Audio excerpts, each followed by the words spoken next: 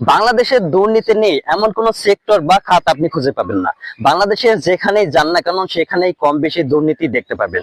নাজমা আক্তার নামের একজন শিক্ষিকা, যিনি দীর্ঘদিন ধরে ঢাকা শহরে বসবাস করছেন, অথচ শিক্ষিকা হিসাবে তিনি কর্মরত রয়েছেন নেত্রকোনা জেলার খালিয়াজুড়ি উপজেলার রোকেয়া সাত্তার চৌধুরী সরকারি প্রাথমিক বিদ্যালয়ে।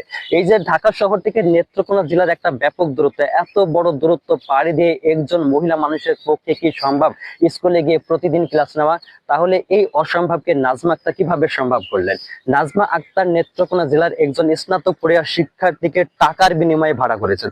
ওই শিক্ষার্থী নাজমা আক্তারের হয়ে প্রতিদিন স্কুলে যাচ্ছেন, হাজিরা খাতায় স্বাক্ষর করছেন এবং ছাত্রদের ক্লাস দিচ্ছেন। বিনিময়ে নাজমা আক্তার ঢাকা শহরে বসেই শিক্ষিকা হিসাবে বেতন ভাতা সহ অন্যান্য সকল সুযোগ সুবিধা গ্রহণ করছেন। এই যদি হয় একজন শিক্ষিকার অবস্থা, তাহলে ওই শিক্ষিকার কাছ থেকে দেশ এবং জাতি কি আশা করতে পারে তা আপনারা নিজেরাই কমেন্টে জানিয়ে দিন।